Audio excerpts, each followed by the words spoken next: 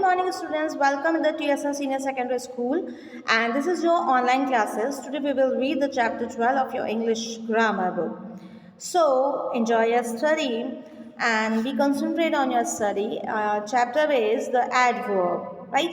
So what do you mean by the adverb? Adverb is a word that modifies the meaning of the verb and adjective or some others adverbs as. Adverb क्या होता है? जो verb की विशेषता बताता है। अब भाई मैं बोल रही हूँ एडवर्ब क्या होता है? जो वर्ब की विशेषता बताता है या वर्ब को डिस्क्राइब करता है। तो उससे सबसे पहले जानना ज़रूरी है कि वर्ब क्या होता है। तो वर्ब क्या होता है? जो भी हम एक्शन करते हैं, जो भी हम काम करते हैं, वो वर्ब है। जैसे मैं आपको पढ़ा रही हूँ, है ना, तो आई एम टीचिंग, तो टीचिंग क्या है? वर्ब है। अंडरस्टैंड? टीचिंग क्या है? वर्ब है। जैसे हम वॉक कर रहे हैं, यू आर वॉकिंग, तो वॉकिंग क्या है? वर्ब है, जो कि आप काम कर रहे हैं। मैं पढ़ा रही हूँ तो मैं पढ़ाने का काम कर रही हूँ। आप घूम रहे हैं तो आप घूमने का काम कर रहे हैं। ओके, आप पढ़ रहे हैं, यू आर रीडिंग, तो आप पढ़ने का काम कर रहे हैं, तो वो रीडिंग वर्ब हो गया। अब यहाँ पे हमें वर्ब नहीं पढ़ना है। अब इस चैप्टर में हम क्या पढ़ रहे हैं? एडवर्ब। एडवर्ब वो होता है जो कि वर्ब की विशेषता बताता है। अब वो कैसे? जैसे कि he is reading very slowly, वो रीडिंग तो कर रहा है, काम कर रहा है, यानी वर्ब है रीडिंग, बट वेरी स्लोली, तो हो गया एडवर्ब, वेरी स्लोली। और इसके बारे में आगे पढ़ेंगे। चैप्टर स्टार्ट करते हैं। And adverb is a word that modifies the meaning of the verb and adjective और some others adverb as he ran fast, here fast modify the verb ran, the boy is very dull, very modify the adjective dull, the armies fought very bravely, very modifies the adverb bravely, right? अब देखिए adverb वो शब्द होता है जो कि verb को का मतलब बताता है या उसको मॉडिफाई करता है। ये एग्जेक्टिव जो है उसको भी मॉडिफाई करता है। कैसे? ही रैन फास्ट, कि वह तेज चलता है, तो यहाँ पे जो फास्ट है उसने रैन को मॉडिफाई किया है कि वह तेज भागता है। रैन मतलब क्या होता है? भागता है। ही रैन फास्ट, कि वह तेज भागा। ही रैन लिखा है सेकंड फॉर्म में, तो तेज भागा, तो यहाँ पे जो फास्ट है उसने उसको मॉडिफाई किया कि वो जो भाग रहा था वो कैसा भागा। The boy is very dull, boy जो है वो बहुत ही डल है ना, कम पढ़ने में कमज़ोर है। तो अभी यहाँ पे जो वेरी शब्द आया उसने एक एग्जेक्टिव है उसको मॉडिफाई किया कि लड़का पढ़ने में कमज़ोर है। यहाँ पे वर्ब नहीं है, देखो एग्जेक्टिव है डल, लेकिन उसने उसको मॉडिफाई किया वेरी ने, वेरी वर्ड ने, तो जो वेरी वर्ड हो गया वो एडवर्ब हो गया। तो जो एडवर्ब है वो वर्ब को भी मॉडिफाई कर रहा है और एग्जेक्टिव को भी मॉडिफाई कर रहा है, ध्यान रखना। वर्ब तो क्रिया जो भी हम काम कर रहे हैं, और एग्जेक्टिव वो विशेषता जो कि वर्ब की विशेषता बता रहा है वो है। बट वर्ब एग्जेक्टिव को, जैसे एग्जेक्टिव डल आया तो उसको वेरी से यहाँ पे एडवर्ब ने मॉडिफाई किया। The army fought very bravely, सेना जो है वो बहुत बहादुरी से लड़ी, तो यहाँ पे जो वेरी जो वर्ड आया है वो क्या आया है? एडवर्ब है। और ब्रेवली वर्ड क्या है? एग्जेक्टिव है, यानी कि एग्जेक्टिव को भी जो मॉडिफाई कर रहा है वो क्या है? एडवर्ब है। वर्ब को तो कर ही रहा है, लेकिन जो एग्जेक्टिव को भी मॉडिफाई कर रहा है वो वर्ब है। कैसे? कि सेना बहादुर है, तो यहाँ पे जो बहादुर है, जो ब्रेव वर्ड है वो तो एग्जेक्टिव हो गया, बट वेरी ब्रेव है, तो ये जो वेरी जो वर्ड आया है वो क्या हो गया? एडवर्ब हो गया। Position of the adverbs, adverbs are generally place near the word which they modify as, adverb जो है वो सेंटेंस में उसी वर्ड के पास में लिखा जाता है जिसको कि वो मॉडिफाई करता है। द बॉय रैन क्विकली, लड़का बहुत तेजी से भागा। The old man sad sadly, और जो बुजुर्ग आदमी है वो दुखी होकर बैठे हुए हैं। द बॉय रैन क्विकली, अब यहाँ पे देखो रैन क्या है? भागा।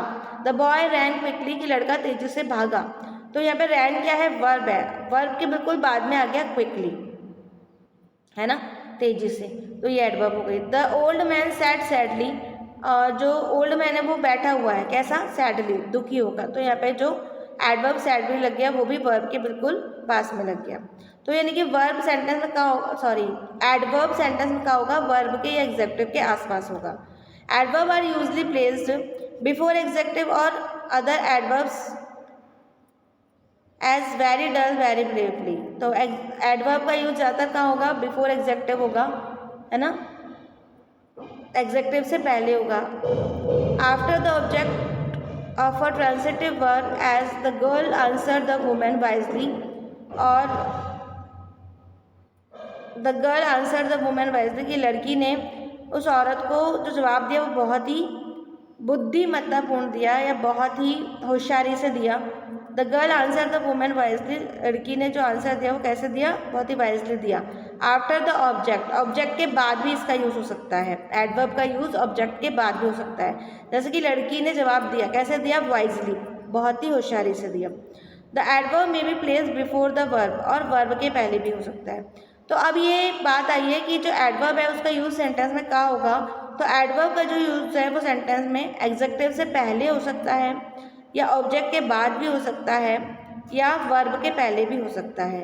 ही नोइंगली इंसल्टिंग हिम, उसने जानकर उसका इंसल्ट किया, तो नोइंगली इंसल्टिंग हिम, तो नोइंगली का कहाँ लग गया, एग्जेक्टिव से पहले भी लग गया या वर्ब से पहले भी लग गया। तो ये बात समझ में आई कि एडवर्ब का हम कहाँ का यूज़ कर सकते हैं, एग्जेक्टिव से पहले और ऑब्जेक्ट के बाद में और वर्ब से पहले। When an adverb modify a whole sentence, it's generally used in the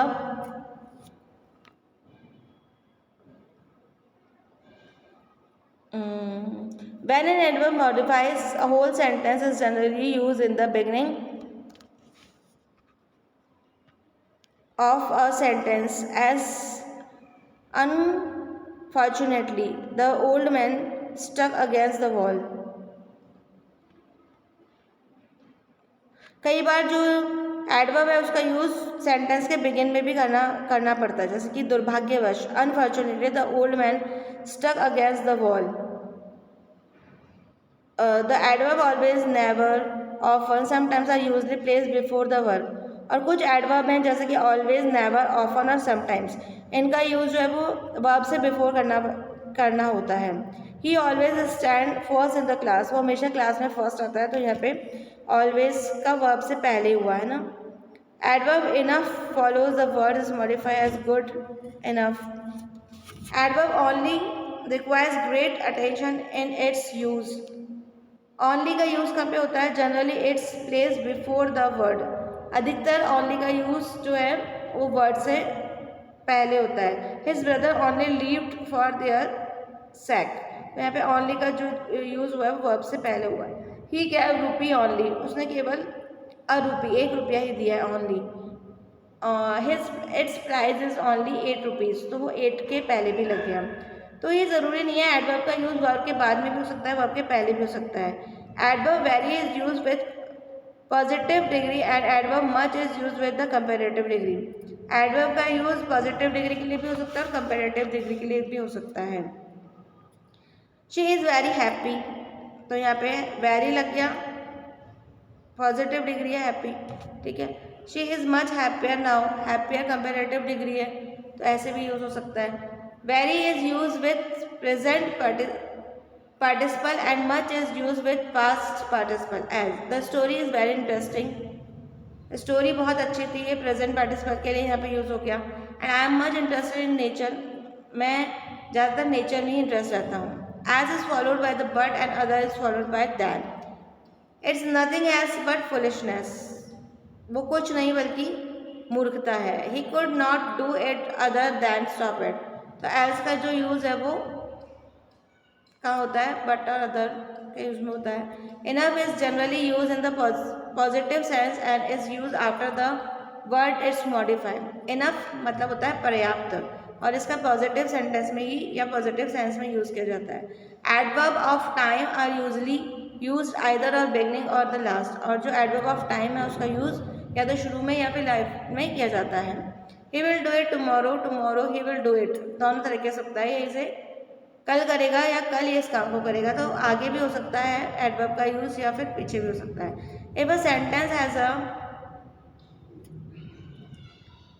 auxiliary verb and the main verb, as he has never attended the class, he will always do it.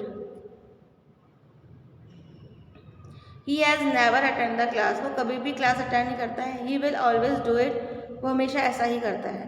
तो वो इस तरीके से भी use हो सकता है adverb का, कि आप पहले भी कर सकते हो या बाद में भी कर सकते हो। तो ये एक एडवर्ब था और इसमें से बहुत कुछ हार्ड नहीं आने वाला है। इसमें से आपके जो मल्टीपल चॉइस क्वेश्चन हैं वो आएंगे और इसके अलावा फिल इन द ब्लैंक्स दे रखे हैं वो आएंगे, तो वो ज़्यादा हार्ड नहीं है। तो आपको इस समझ में लग रहा होगा कि बहुत टफ है, इस तरीके से कोई नहीं पूछेगा। आपके एग्जाम में जो भी आएगा वो एक्सरसाइज में से आएगा और एक्सरसाइज बहुत ईजी है, उसमें MCQs हैं और फिल इन द ब्लैंक्स है जो उसमें आपको एडवर्ब चुनकर लगाना है। और ये जो आपका चैप्टर है द एडवर्ब वो कंप्लीट हो गया है। और इसका जो वर्क है, do this work in your grammar book, not do this work in your copy. So please do your work in proper time and neat and clean and submit your copy in time. So chapter is complete and फिर से कल मिलेंगे एक नए chapter के साथ में। तब तक के लिए बाय बाय।